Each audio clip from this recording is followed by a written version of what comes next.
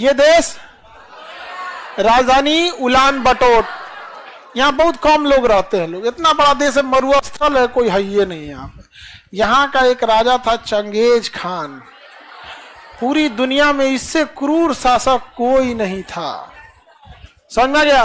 एक बार यहाँ पे आके मिडिल ईस्ट में आके काटा था, इस एरिया में किसी को जिंदा नहीं छोड़ा था। जैसे इसकी कई गो बेटी थी सब, तो उसमें एगो बेटी का बियाह इधर किया था, तो उसके बेटी के हस्बैंड को मार दिया, मतलब इसके दमदा को कोनो मार दिया। दमाद ना हुआ जी, हाँ, तो एक दमाद को कोनो यहाँ मार दिया। ये बमक गया कौन? चंगेज। सेना लेके आया, कहा कोई जिंदा नहीं रहना चाहिए, कुत्ता तक को मारा था।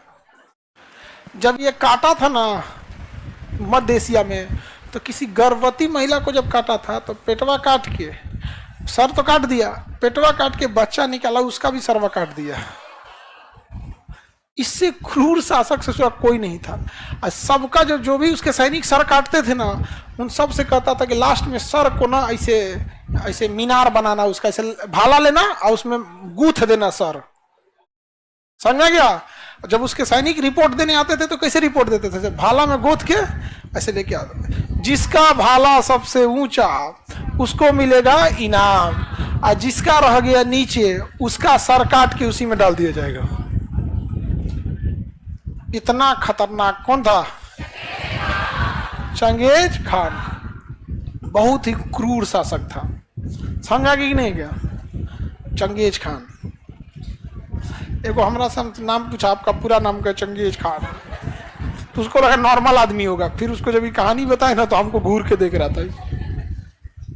बहुत खतरनाक था चंगेज खान। चंगेज खान की इच्छा थी कि जब मरे तो जहां उसका कब्र में उसे दफनाया जाए, उस कब्र का जगह किसी को ना पता चले। तो जब मंगोलिया में जब इसे दफनाया गया ना, तो 2000 गुलाम उसकी लाश को खींच के ले गए थे सब।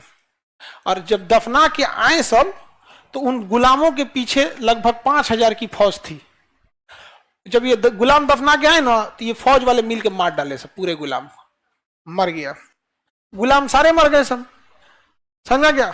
जब ये फौज लौट रही थी तो रास्ते में एक दूसरी फौज को खड़ा किया था चंगेज खान। सोचिए, मरने के टाइम प्लानिंग कर रहा था कि हमारी लाश को कैसे दफनाया जाएगा।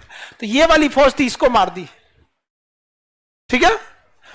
तो दफनाने का जगह किसको पता था? गुलामों को। और किस गांव में दफनाया ही किसको पता था? सैनिकों को। और ये सैनिक 50-60 किलोमीटर पीछे है, तो ये मार दिया सब इसको। तो इनको कोई आइडिया नहीं है। और जब ये दरबार में पहुंचे सब, तो दरबार में इनको मार दिया गया। दरबार में इनको मार दिया गया। सोचो, मरते मरते ले गया इतने लोगों को, 5-7 हजार लोगों को। कौन? Genghis Khan. बहुत खतरनाक था वो।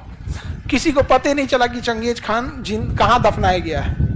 और खौफ चंगेज खान का कितना था कि जब बारिश नहीं होती थी ना, तो लोग चंगेज खान से, सारे गांव के लोग मिलकर ऊपर देखते थे। अब भगवान से नहीं दुआ मांगते थे, चंगेज खान से दुआ मांगते थे। ऐसा ऐसा तो शासक हुआ ऐसे।